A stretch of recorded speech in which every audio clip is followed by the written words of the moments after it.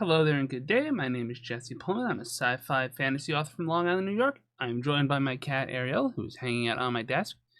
And welcome to the first episode of Untitled Writing Advice, where we're not even sure if we're keeping this name, let alone this visual format and layout and theme. Isn't creativity fun? And that is a really guiding principle of this idea. So before I give any other advice about writing, I want to provide what I think is the golden rule of writing advice. Today's topic, as you can see over there, is what makes for good writing advice and how can you apply it. See, the golden rule of writing advice, at least in my opinion, is to take what works for you and leave what doesn't in the back of your mind in case a similar situation comes up later and calls for a different result. My editor, John Adamus, he's on YouTube, by the way. The link is in the doobly-doo. If we still call it a doobly-doo, it might be a description.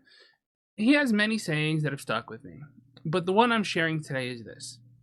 Writing is the act of making decisions.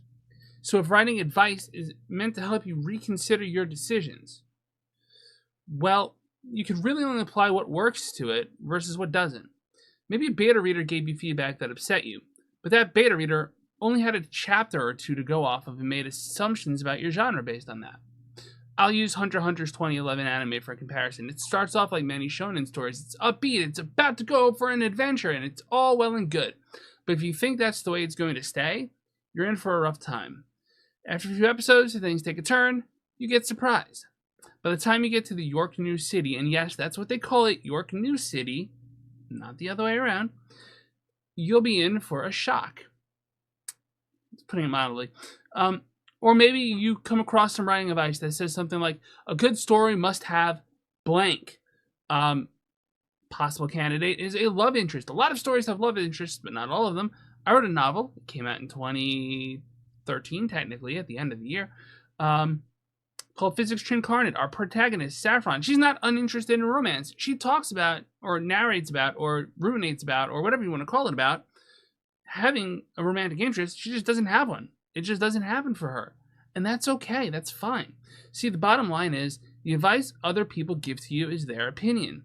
If they have very broad, overarching advice, well, that's fine. It's something to consider. But it might not even apply to you. If it's advice about writing a horror story and you don't really have a lot of horror in your story, it doesn't help you that much. You file it away in the back of your head. Maybe next book or next story or next blog article is horror themed. And you go, oh, pluck this little thing out of your brain. You have it. It's there for you. That's fine. And if somebody has a lot of commentary, my good friend J.D. Rivers said this.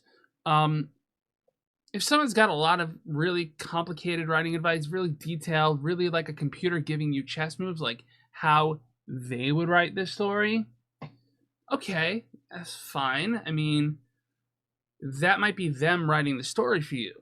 Maybe you don't want to write the story like that. Maybe they don't know where it's going. So, is that something you throw out? Maybe, maybe not. It depends. Maybe it's something you file in the back of your head. Oh, I can work my sentences a different way. Maybe some other story that comes in handy. But maybe it doesn't apply to the one you're doing because maybe you have a specific thing you're going for that they don't understand yet. Maybe the advice is somewhere in the middle. Maybe it's something like, hey, I feel like this could be structured a little bit differently, maybe like this. It's not nitty-gritty details telling you how to do your story. It's also not vague, ephemeral thought that doesn't have a connection to reality. I mean, not reality, but like the on-the-ground facts of the story you're dealing with. Well, then maybe that advice is particularly useful because, hey, it's on the topic, but it's not telling you exactly what to do. It's leaving you the creative room to do something like have an untitled writing advice column or video or what you want to call it, where you don't even know what you're titling it. You just want to talk about it and get it started and see what happens. Anyway, I've gone on long enough. If you enjoyed this little bit of advice, do please hit the like button to help get more people to see it. Subscribe to the channel if you want to see more. It's a small little thing. It's growing, hopefully.